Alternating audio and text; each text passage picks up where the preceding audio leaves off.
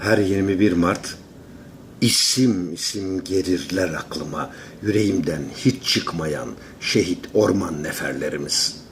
Mekanları cennet, ruhları şad olsun. Dünya Ormancılık Günü, Dünya Şiir Günü ve Türk'ün Nevruz'u sevgili meslektaşlarıma ve aziz Türk milletine kutlu olsun. İsimsiz kahramanlara. Vatan nefes alsın diye ve toprak vatan olsun ila nihaye, şehadet şerbeti içtiler, gençtiler.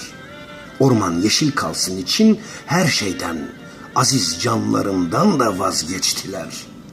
Milli ve manevi namus saydılar görevi, canlarına vermediler ülkemin ormanlarına verdikleri değeri.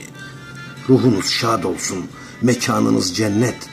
Ey aziz şehit ormancı, bilir ki bu güzel ülke ormansız gelecek, gelmeyecek elbet. Ve siz rahat uyuyun cennet bahçesi kabrinizde. Kömür karası, yangın isi örtünmeyecek zümrüt yeşilimize. Sayenizde, sayenizde, sayenizde.